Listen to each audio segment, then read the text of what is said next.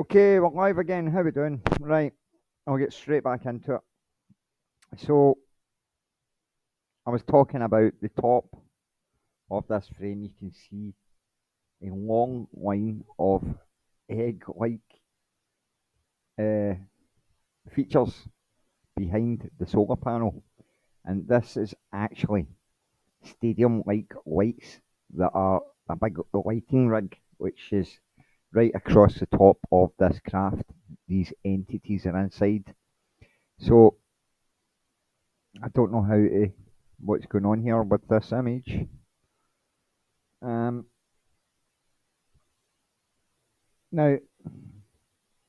see, I don't know why it's doing this. My computer's playing up all of a sudden. I don't like it. Anyway, there is lights that run all the way down along there, and they can be seen.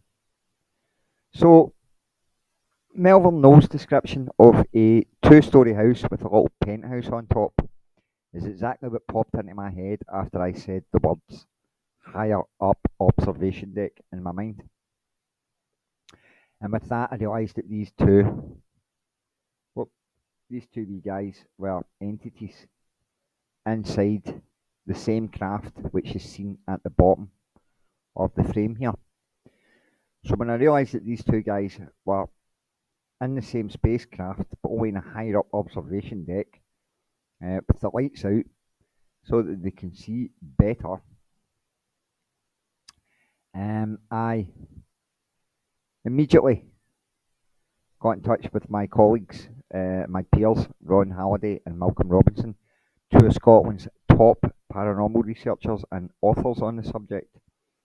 And both are aware of my experiences and the research that I undertook throughout all these years. And I notified them both and I said, hey guys, I have concluded, now looking at the bottom of this image, that we are looking at windows with internal lighting coming out of them, along with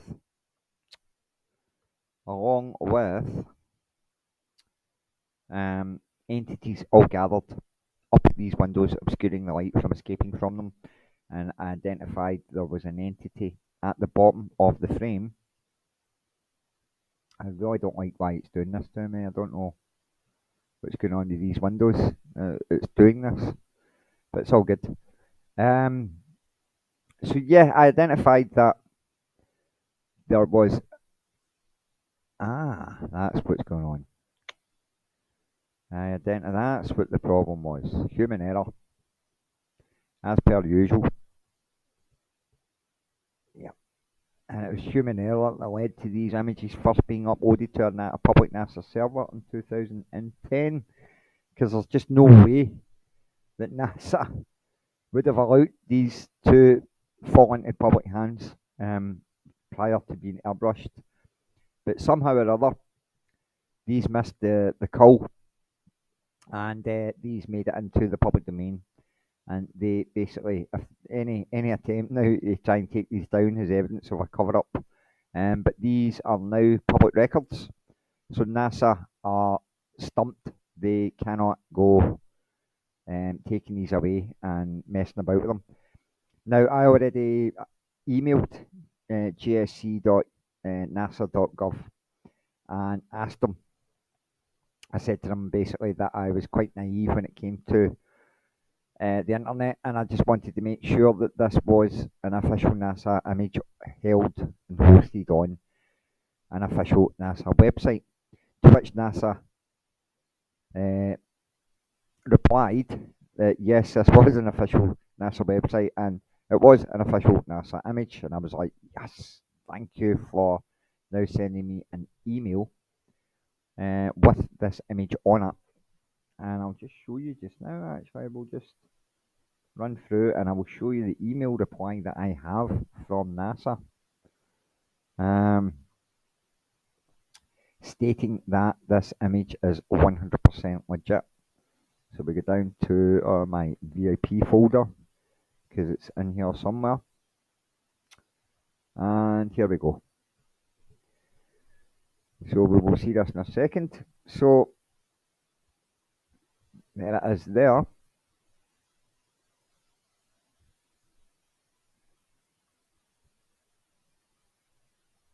And I'll just bring this over so you can read it. So there's me sending them the image.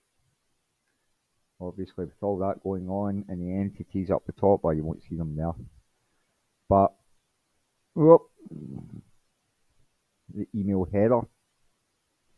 I just wanted to contact you regarding the STS103 mission images, right? So over, is it below? There we go. gsc.earthweb.nasa.gov to me. To me, to you, to me. Yes, that is an official NASA website and an official NASA image. Thank you, NASA. You have just gave me confirmation that this thing is there, and they can't go messing about with the image now because I now have a record of it. So any alterations will result in basically Watergate all over again, big time. Now, what we're looking at here, as I'm jumping the gun a little bit actually, I should be showing you both renditions of Adam after I got him cleaned up. So we'll cut back to that in a moment. So I don't know if I get cut off time-wise there with the last video, and I don't know if this has already been covered. Just wait, not sure what time I lost there because I was still talking away and I realised that the recording was limited to 2 hours. And I'm like, blah, blah, blah, blah, blah, blah, blah. So this was the first rendering, and this is what the entity looks like after being cleaned up. And as I say, I've mentioned already that I was in complete disbelief and angrily contacted the freelancer and said, "What are you doing? What are you doing, mate? Oi, you, what are you doing?" Aye, I went off in one, and I was like really angry. That was my first emotional response was anger when I seen this. I was amazed. I was amazed at first. I was amazed when I seen it. I'm like, wow. And then just it was all balled up and it suddenly became anger. And I guess that anger came from the realization that stuff was now starting to come to light, but I didn't realize this. So I was angry. And that was my first real, apart from what initially being wow, that quickly turned to anger, as I say. And I messaged the freelancer and I said to him, "This isn't your own personal art project, mate. This is an official NASA image that's being cleaned up for presentation to the public to show them what's in it." And he then explained to me the rendering process and told me that this was a true representation of what this entity looked like after it was cleaned up and after all the dead pixels were moved and the face was reconstructed. This was a true representation of what it looked like. So, like any good scientist, I repeated the experiment under different circumstances to see if I got the same results. And I knew that I wouldn't be taken seriously unless I went to such lengths to try and show that I was paying due diligence to what I was doing, to show that this was not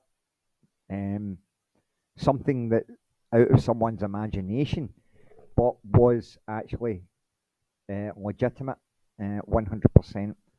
So there is both of them. I'll need to reduce this, I think. So there's the two of them side by side, and that is two independent image experts that I what do you call it? Commissioned to undertake the rendering of NASA frame 58 on the STS103 images. So as I say, this one here was the first one, and then I had the second rendering done, and that's not him there, that's my wee boy. So I was absolutely blown away to this is a bus image. No, no. Oh, good, good. I'm glad I brought this up. Very glad I brought this up. Now, look at them two. Yeah. Um, not too dissimilar. Um, big, thin, long arms. Both of them. Big, thin, long arms. Big arrow-shaped head with little bits coming down at the side. Check. Um, so I've no idea if they've got little arms that pop at the front of their chest as well as these big arms. But the bottom line is that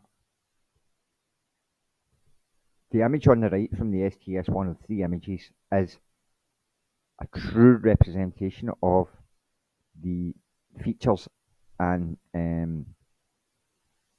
physical description of this entity. And here we have on the left a fictional alien from War of the Worlds, Tom Cruise movie in 2008 or whatever it is when it came out. So aside the wee nose that creature has, we sort of flattened that out a bit. They are very, very, very, very, very similar indeed. Which just brings me to, ask myself what was going on with the artist behind the aliens in the Tom Cruise War of the Worlds movie. Where was he getting his information from? You know, and this is insider information that again I, I can only conclude that this is the narcissistic traits of these psychopaths that are in charge of the world, blatantly putting out real information under the guise of science fiction and putting it in everyone's face, and nobody knows any better. Now, this has been highlighted again and again and again, and I seen it yesterday for myself for the first time when I realised what this triangle is on the STS service and mission medals. Not STS service and mission, but the anybody that flew on an STS orbiter mission received one of these medals. And as you can see there's a big triangle on it and a big scroll behind it. And I think that's something to do with the treaty that was signed between these alien entities and NASA. And there we have the big triangle on this medal. So this is them once again, just like that there, putting it in everybody's face and going, stupid humans, they'll just never get it. Ha ha ha ha ha. What we can get away with doing. Yeah. So that really got me. And then again, when we look at the similarity of the craft, which appears in the Hubble redeployment images, the similarity to that, to the Cylon Raiders for the original Battlestar Galactica are very, very, very close. So again, no idea of, art imitating life. There is life imitating art. What is going on here? And somebody pointed this out to me recently on when I posted this image of Adam, and they're like, "Oh, that's just the War of the World aliens," and it was like, good observation, mate. I'm glad you picked up on that, and it's not just you. Yeah, I noticed it as well, but there are obviously differences between the two of these. And the guy on the left there looks really angry and really, he's like, I need some whiskey. He's like a cranky, angry looking, menacing looking character. But what I find interesting is the sort of body structure to it and all that, and how it's all a bit weird looking. And then we've got Adam over here, and we look at his torso area, and it's all weird looking. And just so incredibly similar. It is unbelievable. So again, as I say, I've no idea if this is life imitating art, art imitating life, insider information. This is being narcissistic and throwing these narcissistic traits by putting it in everyone's face and thinking that no one will ever be clever enough to figure it out. But these are so similar. It's really scary. So you just got to ask yourself what really is going on in the world with all of this that they can get away with doing this. So I'm going to skip down here, and I wanted to show you the other image, not that one, of Adam compared to my little bus doodle. So here we go. So here we have typical alien that I used to draw all the time. Anywhere from about 2001 onwards, I was drawing these alien entities. Now I'm going to show you a couple of little drawings that I have done of these alien entities over the last 20 years that I dug out after um, after learning about Adam on NASA Frame 58. So if we scoot up here, and there's your Cylon radar, and I used these yesterday to illustrate the cloaking process on these craft. It was just because there was a full thing there, and I've made a couple of GIF files regarding this. Now, if I can dig them out, I'll play them. If I can remember what I did with them. So there we go, Giphy. Here we go. Once again, I'm jumping the gun a little bit, but I'm just going to let you see it while I'm here. So I just used this illustration to show a quick demonstration of what this craft does. But I will need to come to that in another video where I'll go into it, and maybe even in this video. But this is a subject matter which will need a little bit of in-depth explanation. But essentially, what the craft does is it projects lasers onto its hull, and these lasers then get trapped in an infinity loop within the craft structure, and they continuously travel around the hull of the craft. Now, these lasers are pulsed. I have no idea how many pulses they can do per second, but these laser pulses are shooting light over this at an incredible rate of speed. So it's like turning a tap on top of it, and the water's just pouring over it constantly, and that water will continue to pour over it until you turn it off. It's the best way to put it. So what's happening is with these lasers is it fires them onto its own hull. The lasers very, very quickly cover the entire skin of the craft, and they are continuously travelling around it. Now I have no idea how many pulses per second this laser can produce, but I have understood now what the full working process of this craft does, and it's a threefold technology that's incorporated here, and it's absolutely incredible. Now, I know I've just used a little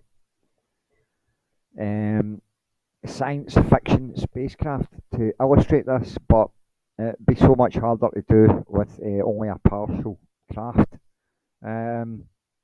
So I just figured this was so much easier to do, and this is why I did this. And the front of it there, you see it's missing right at the beginning of the sequence, but I remember to add it on. This is just to show you where the big spotlight would be, and then that getting covered in the laser as well, so everything becomes invisible. But I'm jumping the gun. I'm not round to discussing the process involved with this craft yet, so we'll come to that later. That's the grand finale, shall we say? So I went in here because I wanted to, now I forget. Oh, I do remember why I'm in here. I do remember. Because I wanted to go up here and show you. Oh, I'm in 21, right, that's why I'm not getting anywhere. Need to come out of here. Okay. Right, so we're going to see all these little doodles that I used to do of aliens. Now, it started with me, like till receipts and work and stuff like that, any scraps of paper that were lying about. I used to be a waiter, so I was always walking about with a check pad and a pen. And on the back of my check pads, I would draw oval UFO or eye-shaped UFOs, right? Um, and I kept drawing them, and then eventually one day I was like, drew this mushroom-headed alien with a wee fat body, and then I started to draw them all the time, and it became just part and parcel of everyday life for me. So this is a typical example of what these things look like in my drawings. Now I did these as light relief, because it was such a serious subject, and it was so um, unsettling, if you like, unsettling a subject.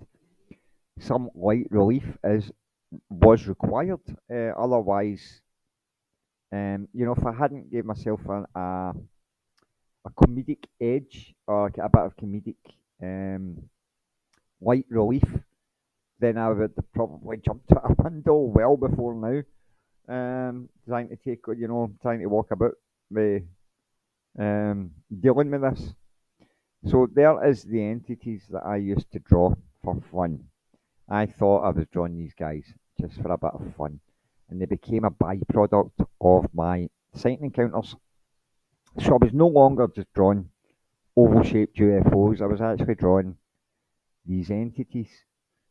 And if I can find back to that bus doodle, there we go. We see here again that I got all the features of this entity correct. I'll bring that down over here. So there we go. There is lots of comparisons there for you. And the thing about it is that I got all the what's the word I'm looking for?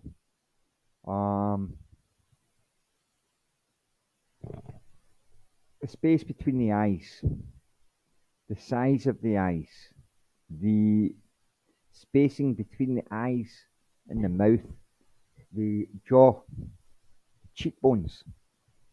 There were far too many correct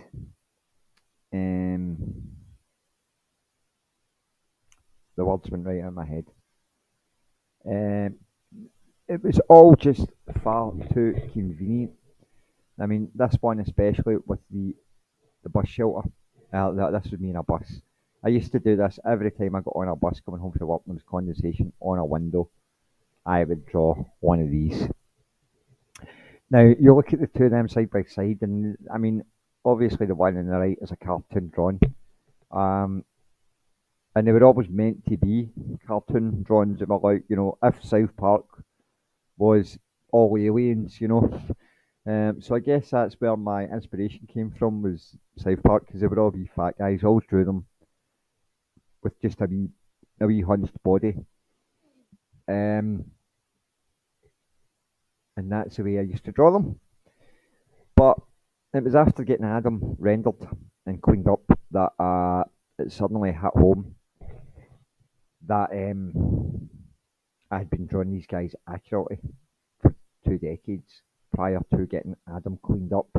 And I was also drawing these guys a decade prior to the STS103 mission images first being uploaded to a public server. So I was drawing these guys well before I ever knew what they looked like officially. So this revelation, when I got these mission frames cleaned up, and realised that I'd been drawing these entities with accuracy for many, many years prior to these images being released. Was a bit of a revelation, shall we say? Now,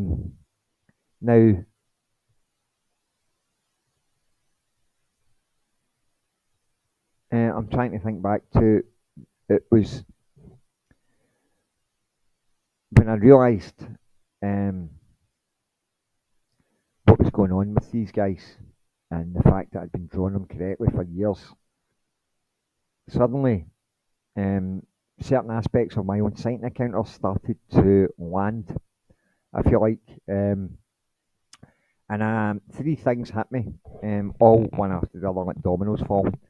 And the first was that um, my encounters on December the 4th and 11th at the exact same time period of 4:45 was not a coincidence. Also, I had another sighting on the 25th, all within a 800 foot circle around. Had three encounters on the 4th, 11th, and 25th, all at 4:45 a.m. So suddenly it's hitting me that the 4:45 thing um, wasn't coincidental. The fact that I had been walking about knowing full well that 4:45 a.m. held some sort of special significance was suddenly made clear, because I realised, well, wait a minute, I had these two sightings on the 4th and the 11th at the exact same time, a week apart, down to the hour, minute. I was going to say second there, but that would be a bit taking that a bit far. But down to the hour and the minute, 4:45 a.m. on the 4th and 11th of December, and then I had another one on the 25th of December at 4:45 a.m. And this, as I say, was all within a 800 foot circle of my home. So the three of these sightings at 4:45 all now didn't seem to be random coincidence. Neither did the foreknowledge that I was going to experience something on December the 11th at 4:45. That happened 4:30 in the morning.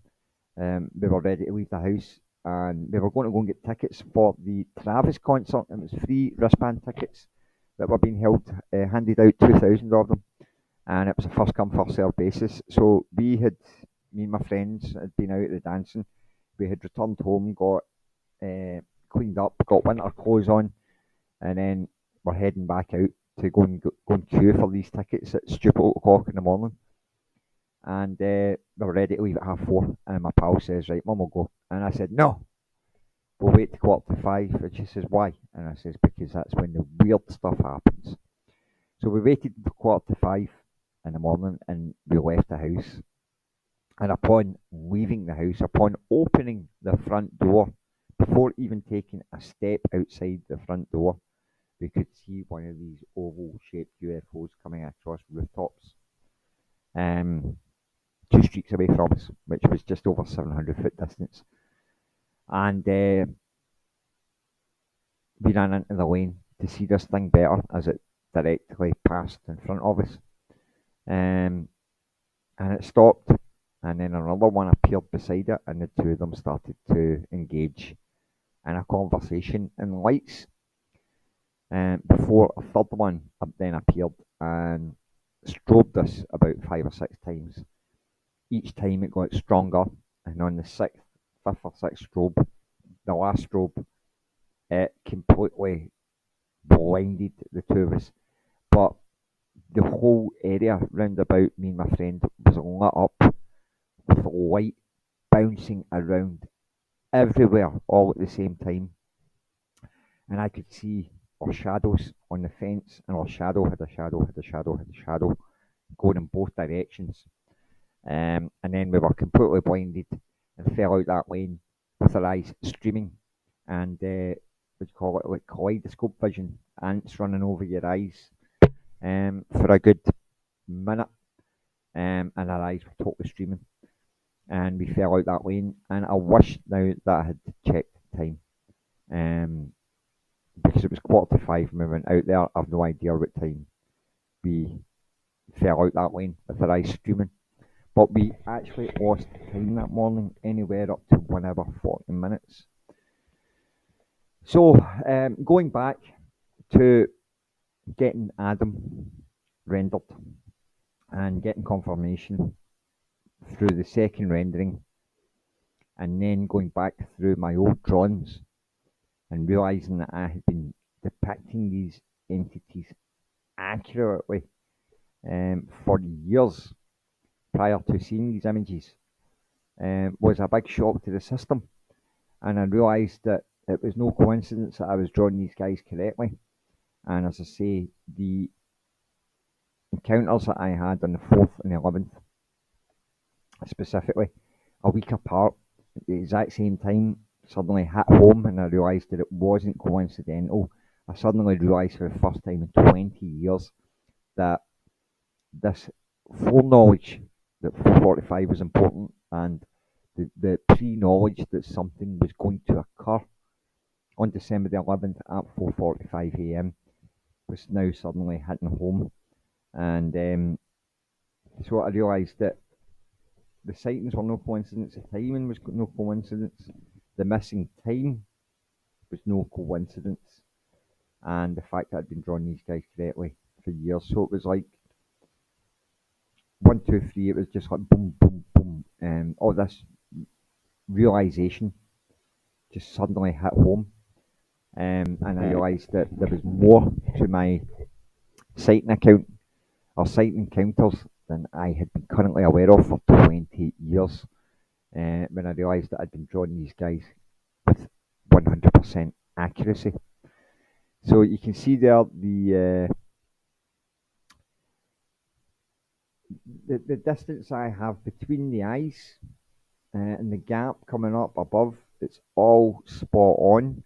The mouth, the chin, the cheekbones, as well as the pupils and those big eyes, was all 100% accurate. So this is where my UFO investigations took a serious turn last year, because I realised that it was very, very likely now that I was more than just a close range multiple event experiencer, and I was now stepping into the realms of CE4 experience. So this is why I realised that I had been so obsessed with getting to the bottom of this, that there was deeper connotations to my sightings than I'd been aware of, and I had been unconsciously, at this for so long, with no idea that I had been quite possibly taken 20 years prior. But I mean, as I say, I had spent 20 years going 445. There's a time significance to that. It's really important. 445, 445. But never been able to put my finger on it until I got these images rendered. So I was really freaked out this time last year when I discovered that I was drawing these guys completely accurately for many, many years.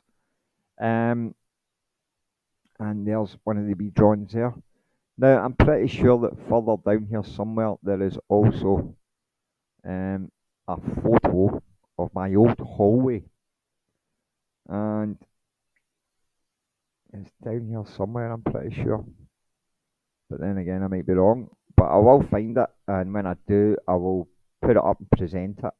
But here is one of the other drawings that I used to do, these entities. Now, this one is a really rare drawing, because as I say, you can see the entity in front of you, and that's what I would basically draw, is a head with a wee stumpy body that looks like Cartman out of South Park. So that's what as I say, I guess that's where I was getting my inspiration from with regards to drawing the bodies. But I said to both my peers, Malcolm Robson and Ron Halliday, last year, that it made sense to me that I was drawing these guys like that, because I had maybe been seeing them from the chest upwards. And for me to be drawing them like that, I got the idea that I must have been on some sort of bench or table. And I also have this really weird feeling that I get when me and my cat used to have pure stares, and I used to get right in my cat's face, and we used to stare at each other intently. And he was good for that. He was he played ball that way. But I got this really mental feeling when I used to. It was like deja vu when I was getting them up this close, because I think I can remember one of these entities being right in my face. And I also have recollection now of seeing one of these entities on December the 11th, 1999, during the event which we had the missing time. I believe that I seen one of these coming through the screen of light, and it didn't look happy at his job anyway. So there was all of that, but this is the one photograph that I drew of these guys with a complete body, and here they are. Now look at that. Look at those shoulders. Now, what's really interesting about this is, let's see if I can pull up Adam again.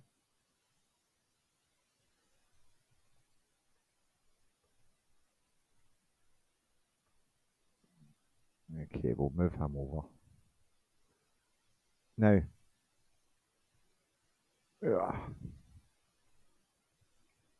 okay, so there he is there.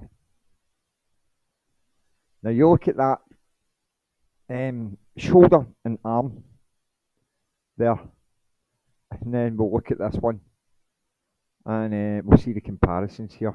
And this really struck me when I noticed this. I mean, look at that. Look at how skinny and frail that is there. And then we'll look at these shoulders here. And once again, I got that all correct.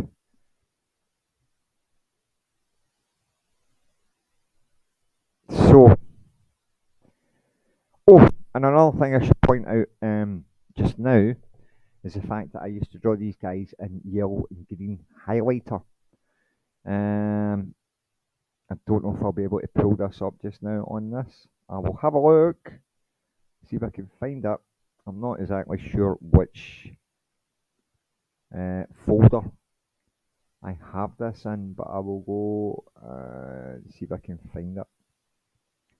I'm going to go to frame 58, or folder 58. I got a feeling it's in here. If it is, we want to watch. And if it's not, I need to keep looking. Yeah, I need to keep looking. Okay, we're looking for this entity.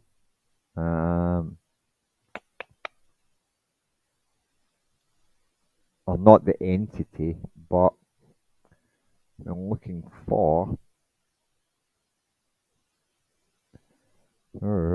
Right, I'm not going to spend 10 minutes looking for it, but basically, the interior of this craft is yellow, and when you put a yellow light onto a blue surface, it turns lime green.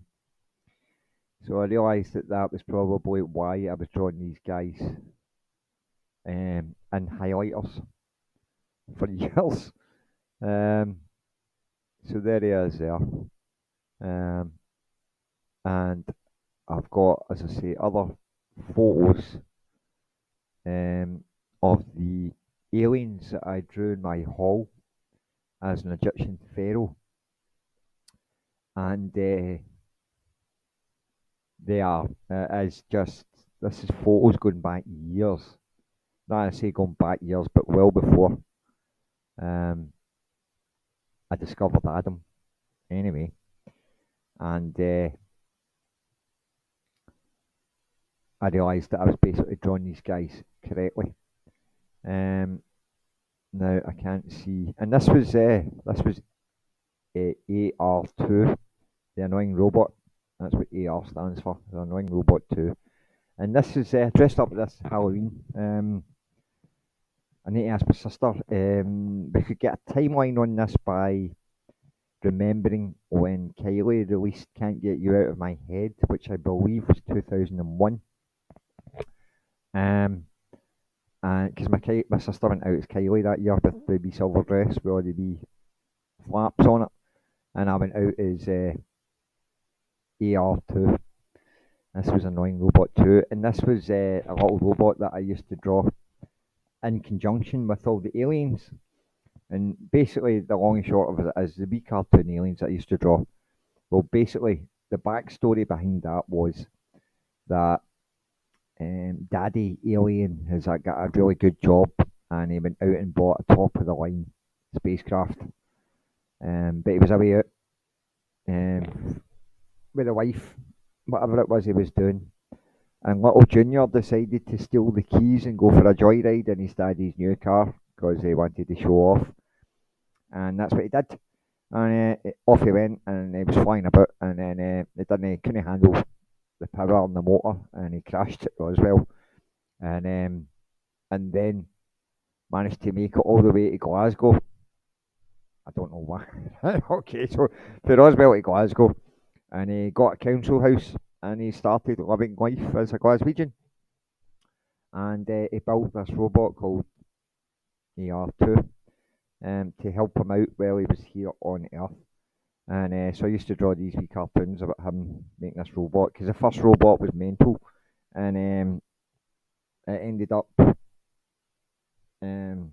he had to build a second one. So this is the first one turned into a psychopath, ended up killing a police that turned up at his front door and all that. And because basically the alien went to the pictures and watched one of the new Star Wars movies. No the new ones. I'm talking about just Star Wars or something. Right? So he went to see Star Wars and or Empire or Return of the Jedi. Right? Only one of the real movies. None of the nonsense that we got. So he went away to see one of the proper proper trilogy. Sorry, proper treacle. What?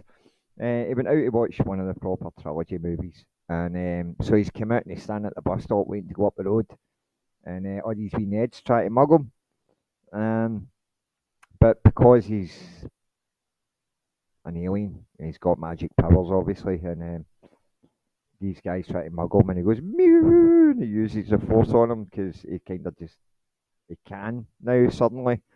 Now that he's seen Star Wars, he's like, oh, I can do that. So he uses the force and gives it all that. He actually pushes these guys right into the middle of the road at such point where a bus or a lorry just runs over all these Neds and they're all dead. And he's like, oh shit, didn't mean that. So he skivels off home, and then before you know it, police, we need a word, do you know what I mean? And then aliens on no alien, as I called him with a W, AWIEN. He has a lisp, and so aliens try to make himself scarce, and annoying robot one answers the door to him, and he's like, no milk today, you know that, and police is like, what? He ends up killing a copper. So alien ends up having to build AR2, which helps him out, and isn't as psycho as the first robot.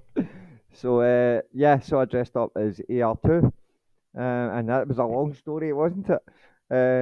So I ended up dressing up as this character that I had invented and was drawing all the time. And as you can see there, he's equipped with a calculator and a stop button that you get on a bus. And that was just lying at my feet one day in a bus, and I was like, oh, I'll have that. I'll make use of that for my robot. So that was just a couple of cardboard boxes and a bit of the arms are made out of the stuff that you get for a tumble dryer, and you can expand it. So I did that, and he had boxing gloves for hands. That's the way I used to draw them, and I brought them to life, and I won first prize. So did my sister that night. So that was a great night. That was a great wee night, and it says there, battery operated space hero. way there in the distance on my chest. So, so that was a good laugh. That was a good laugh. Try me. You know what I mean? Battery operated space hero. Oh, aye, and I had loads of wee LEDs that lit up across the front. Oh my god, I put a lot of thought into that. And that black thing you see sticking out there's a wee tape recorder where I recorded lots of sayings going gamble, gamble, red, black, win, lose, you know. Would you like some drinks and all this carry on? So I just played that all night and I walked about the floor trying to keep my mouth shut, looking effing ridiculous. But hey, won first prize, so that was awesome. And I brought R2 to life, and as you can see there, he has cocktail sticks. Cocktail sticks for antenna and ramekins, silver ramekins holding them together. So he was quite a. I just got to get a laugh. I've got to laugh at that. The ridiculousness of it all. But yeah, there's R2, and he won me first prize at the Halloween, uh, the Halloween gig in my work. So that was AR2, and as I say, he was another byproduct of these sightings. So I think he won me 50 quid and vouchers or whatever it was that night. So I was over the moon. So I'm going to cut it short just now, and we'll get back into all the nitty gritty that is still to come, guys, because I've not even scratched the surface yet as far as all this goes. So the bottom line is that I am going to take you through the rest of these mission images, and then we'll start doing the breakdown of them all and exactly what is going on, and not just each individual mission frame, but as an entire sequence. And then we can talk about the Illinois events. We can talk about the Missouri events of 2010. We can talk about going on to back engineer the technology on this craft. So this is something that I have just managed to complete over the last 48 hours. And as I say, I woke up yesterday, and that is why I pulled out my little STS medal, my little Sally medal, and I realised just how long this relationship with ET and NASA goes back. I had traced it back to 1990, but this provided all the answers, and I was absolutely shocked at the blatant symbolism on the front of this medal with the scroll and the triangle and NASA. So NASA have made a pact with these aliens, but humanity has been excluded. And in the meantime, we've got NASA Director Bill Nelson coming out going, "We don't know what it is, and they don't know what it is, and we sure hope it's not an adversarial nation and has that kind of technology, but it's something." And then you've got the likes of Luis Elizondo coming out going, "And we don't know what it is, and that's its current situation with our lawmakers and our executive branch, and that's exactly what we're trying to find out right now." And it's like, "No, Luis, you are talking out a hole in your bum. Put the cheese in your bum." That's from a famous cult movie, by the way. You can put the cheese in your bum. So yeah, Lewis, you need to pack that thing up and stop it for talking rubbish. Same with you, Bill Nelson. We're going to set up a UAP task force. That'll be quite hard if I come over to NASA HQ and burn the whole fucking thing to the ground, won't it? But that's just the way I feel, you know. Give me a box of matches and I'll happily do it right now, even if it means swimming all the way across that Atlantic and walking all the way down to Florida to get it sorted, I will gladly do so. And just in case you're watching, Elon Musk, stop building Raptor rockets. You're doing it all wrong. I could save you millions. So we'll be talking about going on to back engineer alien technology in the next video, as well as a full breakdown of what is in these mission images, and hopefully, but very doubtfully, I will be a bit more organised and I can actually take you through the evidence as opposed to just mouthing off for 4 hours. So, ladies and gentlemen, I am going to bid you a good night for just now. It's now 20 to 1. It's actually 18 minutes to 1 on the 13th of June. So I have done enough for today, and I will play catch up tomorrow with you all.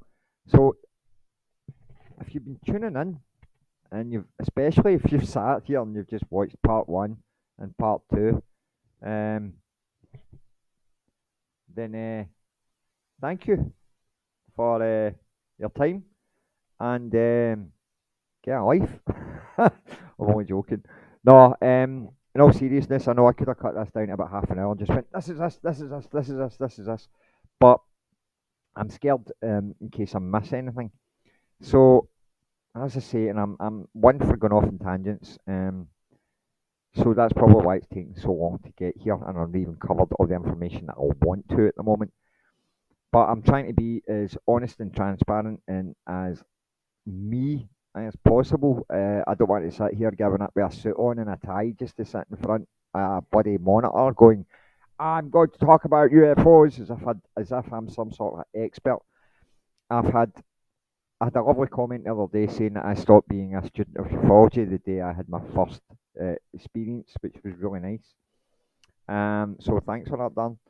But yeah, I am no longer a student of ufology. I'm now a Grand Master, and I have went beyond any ufologist on this planet, and I have done the impossible. And went on to back engineer alien technology to a degree where I now know how they cloak.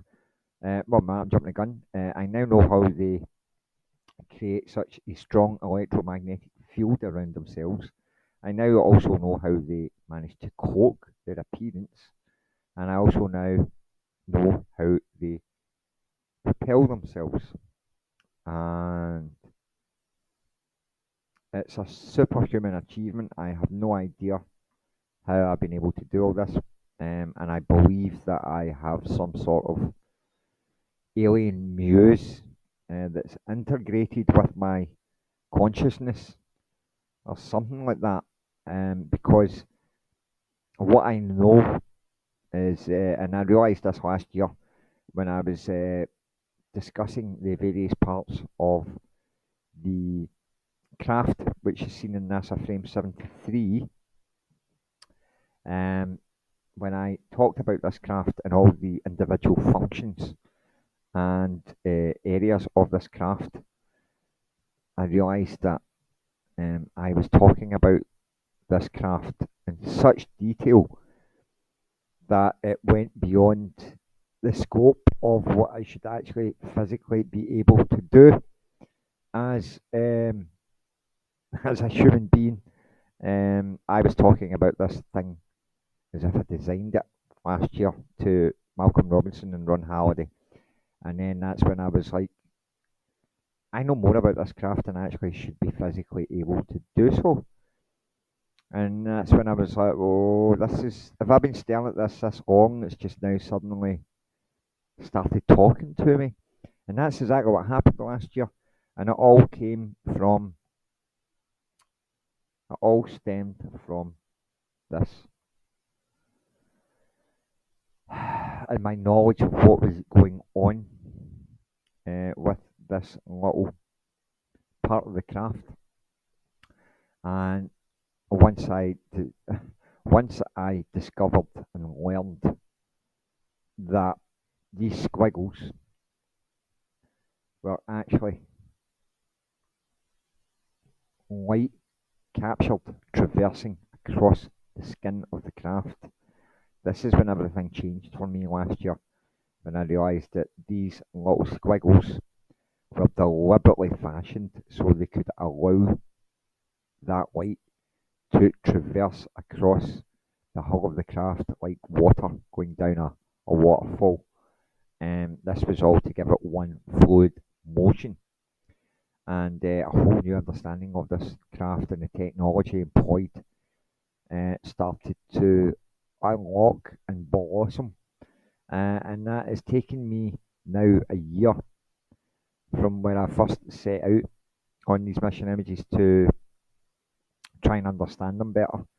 And I say last year, I've known about these now for 10 years, but last year, with the release of Jeremy Corbell's nocturnal nonsense of the commercial 737 filmed with a night vision scope with a triangular iris creating an effect called bokeh, I got up off my arse and said, no, I'm not having this. And then the Pentagon and the Navy came out and they authenticated this as official UAP footage.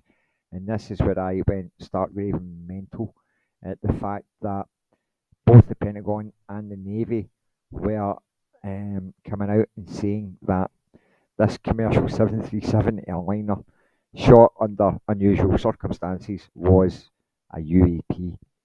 And I was absolutely livid because I thought, well, if Jeremy Corbell had only had a bit of due diligence and checked the coordinates and the time, the coordinates, the time, the date, and the air traffic over that area, then that mystery would have been solved a year ago, and it would have saved the Pentagon and the Navy and all that a lot of time looking into it. But they didn't look into it. They put this stuff out deliberately to muddy the waters. Because this is all part of a massive, massive psyop which has been rolled out and has been being rolled out for the last few years. And the bottom line is it's to give the public the impression that the Pentagon and the powers that be do not hold the answers and do not know the origin of UAPs, which is nonsense, as I think I've successfully shown tonight with this presentation. Albeit I might take a little longer to do so than your average person. But as I say, I cannot rush through this. I cannot just go, this is this, this is this, this is this. I don't want it to come across as some sort of professor, Mr. Know-it-all, you know. But at the end of the day, I need to convey what happened to me, what happened as a result of those sightings, and then the research that obviously came next, and then where that research led. So, boys and girls, I am absolutely knackered. My hand, my arm is freezing up. I've got a bad hand injury, and I need to go and give it some loving, some hot water, and do a wee bit of physiotherapy on this just now because it's absolutely louping after holding this microphone for about 4 hours. So the back engineering part and the Illinois part and the Missouri part and the basically cosmic spaghetti that is all tied up in a big Gordian knot at the moment. Well, tomorrow I will be going through it all and unknotting it and laying it all out in the next presentation, which should raise more than a few eyebrows, put it that way, and leaves no doubt that NASA are at it. And as I have shown earlier on, I have found evidence going back to STS103, which was in 1993. But after reviewing, after looking, at the Sally medal from NASA and realising now today, only today, what the big triangle and the scroll behind it represents, was the icing on the cake, shall we say. So I'm afraid I'm going to have to go and um, recharge my batteries. And as I say, we'll get round to the breakdown of the images in the next video, along with a breakdown of the technology, how it all works. And then I will be going into the Illinois encounters on January the 5th, 2000, and how this is all connected to my own sightings and the STS103 events. And then I'll be talking about how both the STS103 events and the Illinois events are both directly connected to the Missouri deer cam footage, which was obtained in 2010. I say Missouri, I meant to say Mississippi. Mississippi, I beg your pardon. Mississippi deer cam footage, 2010. Look it up, deer cam UFO. That's all you need to Google, and you'll find out about that and how that all assisted with all of this research. So, with that, I'm going to say good night, and I'll bid you all the very best. So, thank you for joining me. If you've been sticking this out for the last God knows how long I've been talking about this. So, as I say, I just want to thank you all for tuning in, and I will hopefully catch you in the next one, and I will be trying to be a bit quicker off the mark with the next one, and we'll get that ironed out as soon as possible. So, ladies and gents,